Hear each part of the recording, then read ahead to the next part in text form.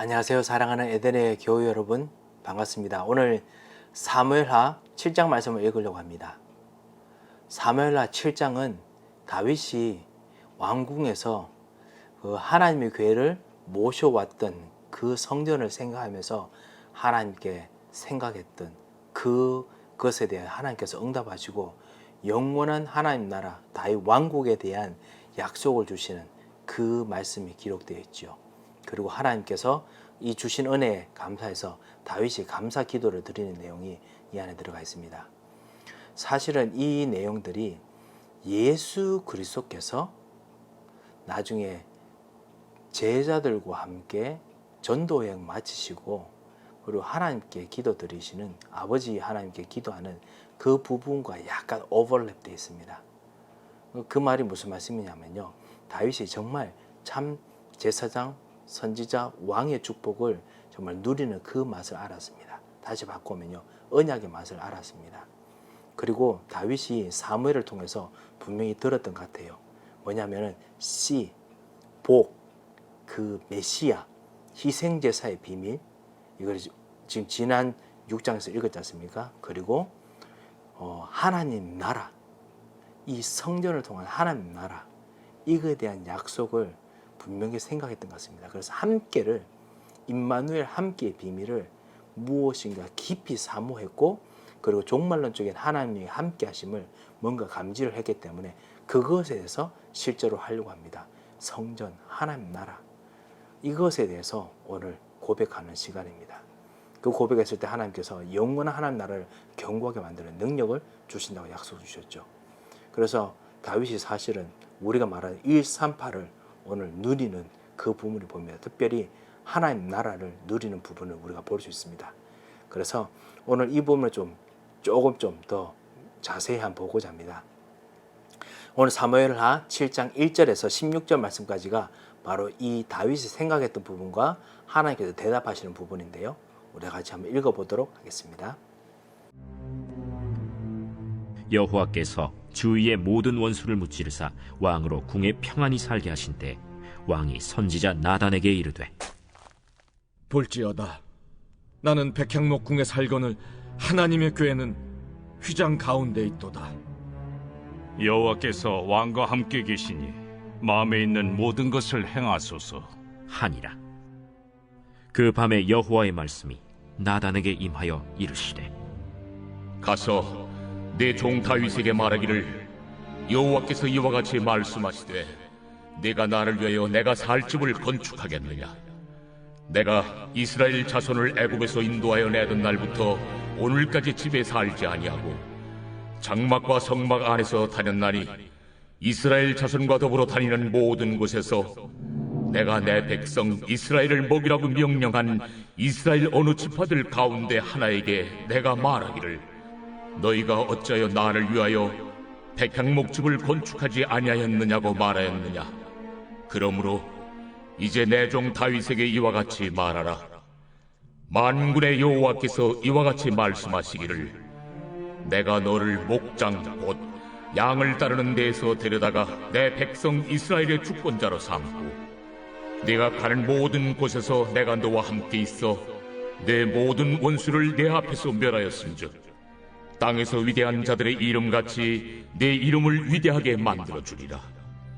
내가 또 내 백성 이스라엘을 위하여 한 곳을 정하여 그를 심고 그를 거주하게 하고 다시 옮기지 못하게 하며 악한 종류로 전과 같이 그들을 해하지 못하게 하여 전에 내가 사사에게 명령하여 내 백성 이스라엘을 다스리던 때와 같지 아니하게 하고 너를 모든 원수에게서 벗어나 편히 쉬게 하리라.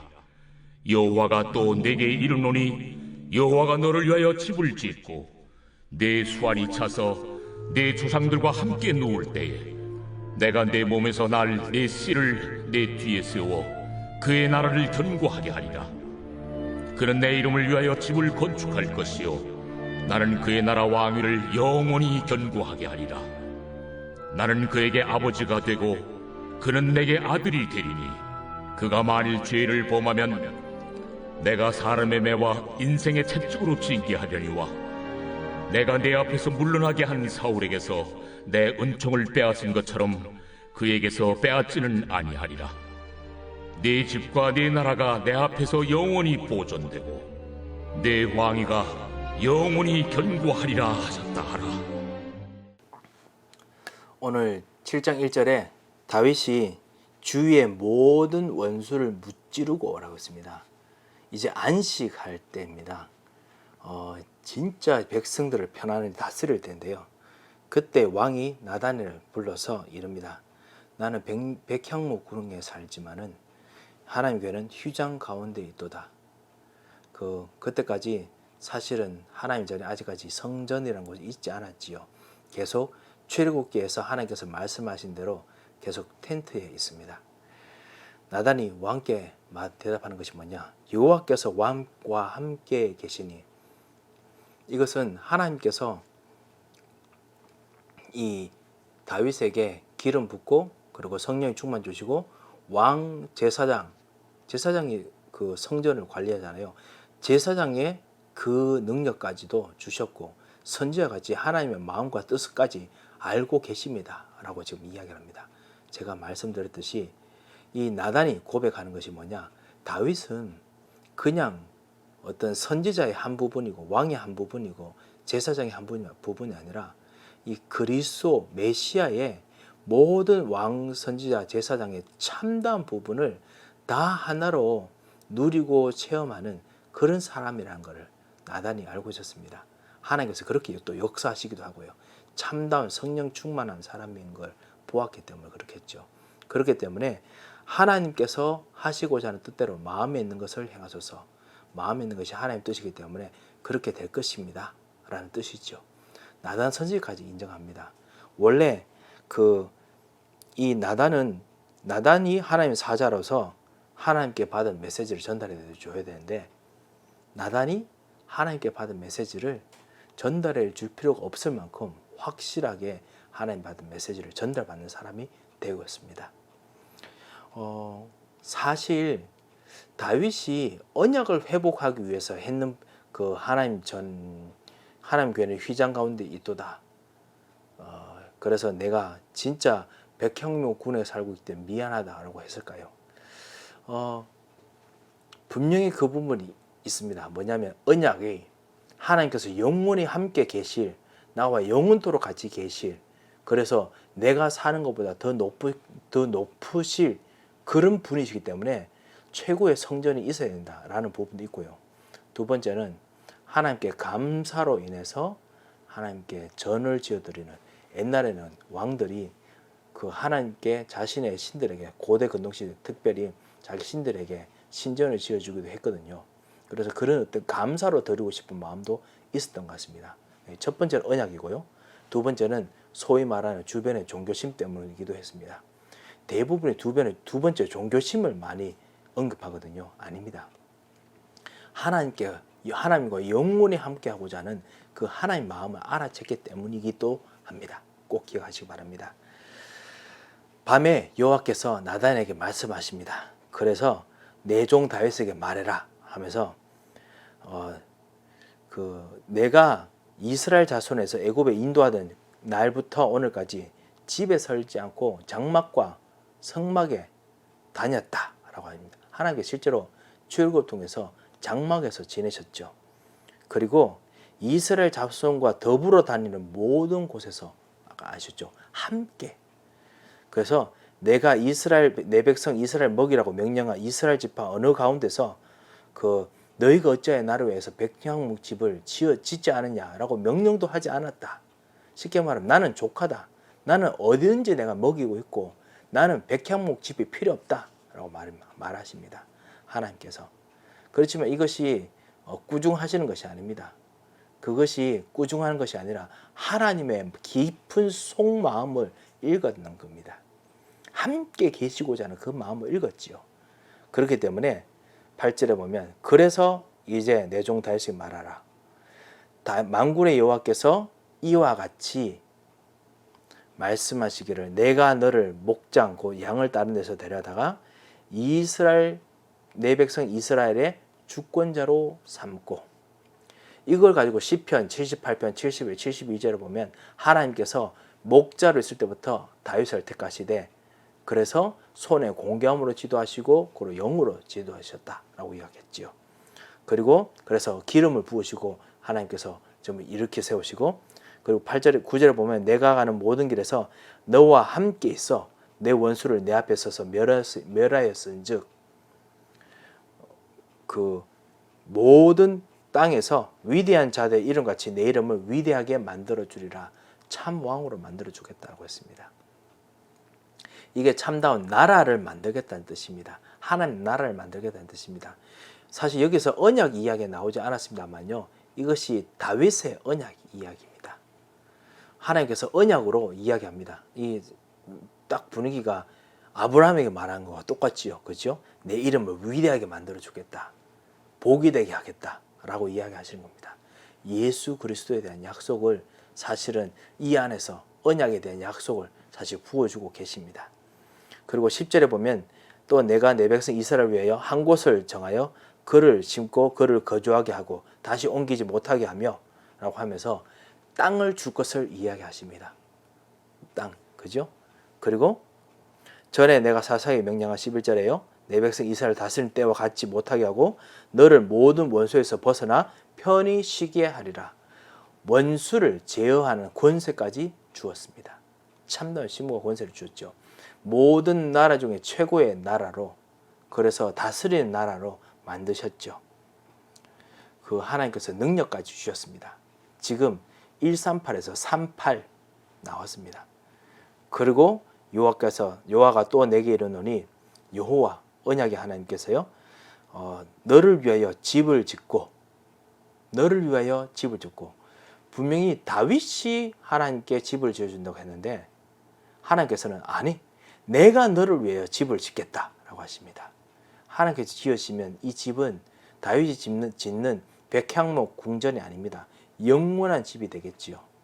하나님께서 집을 지어준다고 하시죠. 하나님께서 먼저 하시는 분이시기 때문에요.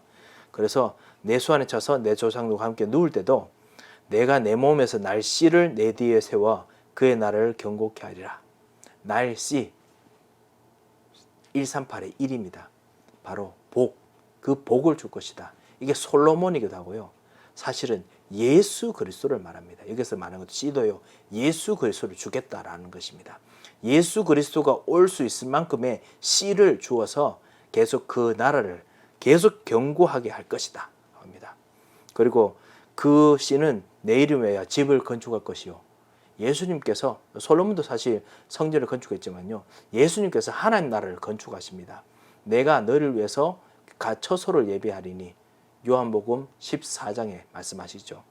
예수님께서 우리 위해서 하나님 나라를 건축하십니다. 그리고 나는 그의 나라 왕위를 영원히 경고케 하니라. 솔로몬 왕위도 그랬지만 사실은 그래도 이 언약을 해도 잘 지켜야 되는 어떤 신실함이 조건이 있었습니다만 예수 그리스도를 통해서요, 우리들에게 있는 하나님 나라 경고케 지금 진행 중에 있지요. 그리고 나는 그에게 아버지가 되고 그는 내게 아들이 되리니. 완전히 마치 아들처럼 그렇게 하죠.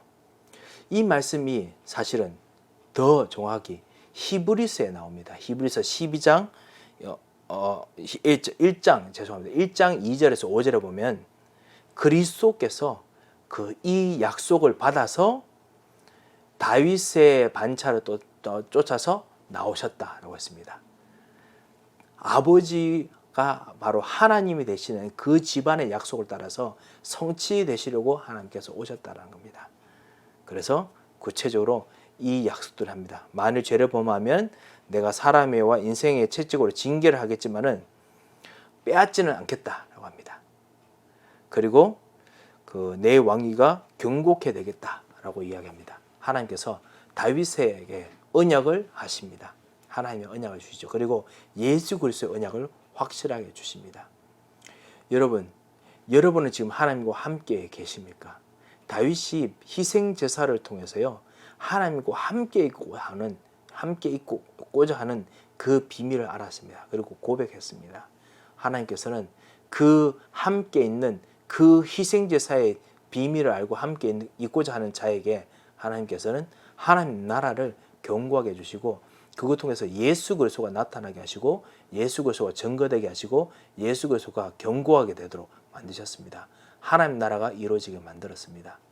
여러분께서 가시는 곳에서 그리스도를 고백하시고 그리스도를 계속 누리려고 하시잖아요. 바로 그곳에 바로 이 예수 그리스도를 통한 하나님 나라가 이루어집니다. 견고하게 이루어집니다. 이 축복을 꼭 누리셨으면 합니다. 자, 다윗이 18절부터 마지막 29절까지 계속 기도합니다. 우리 기도도 한번 들어보겠습니다.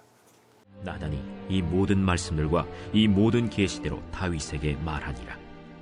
다윗 왕이 여호와 앞에 들어가 앉아서 이르되, 주 여호와여, 나는 누구이오며 내 집은 무엇이기에 나를 여기까지 이르게 하셨나이까?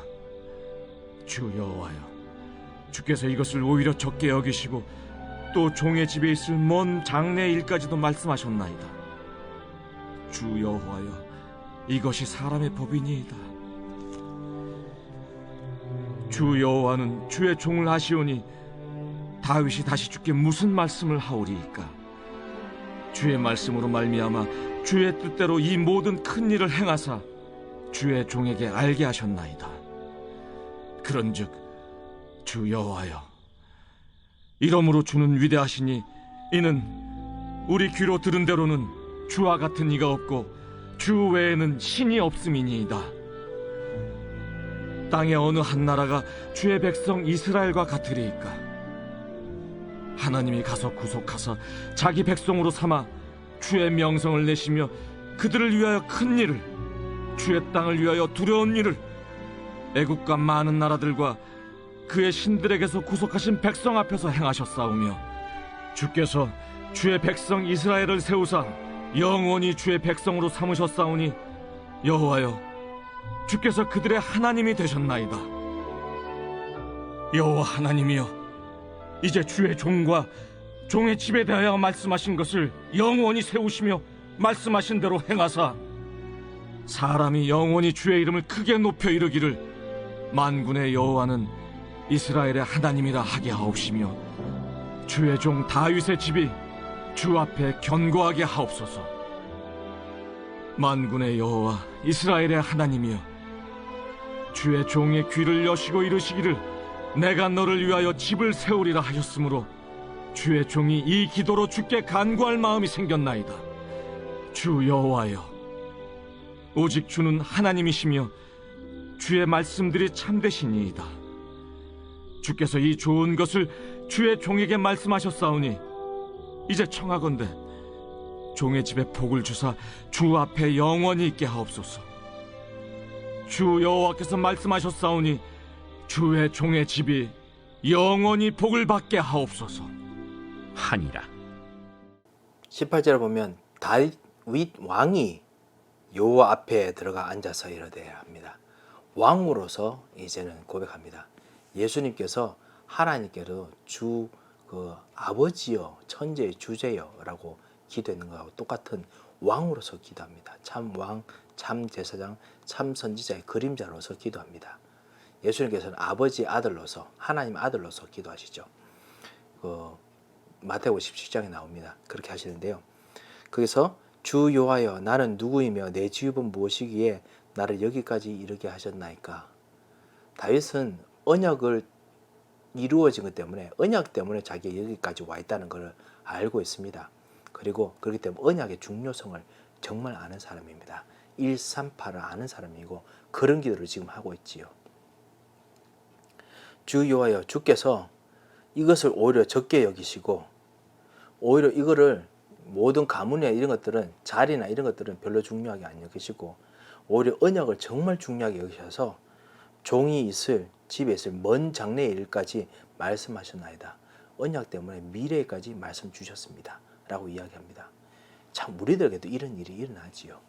언약 때문에 하나님께서 미래의 일들까지 우리에게 기도하는 자에게, 정말 언약을 붙잡고 가는 자들에게 반드시 주십니다.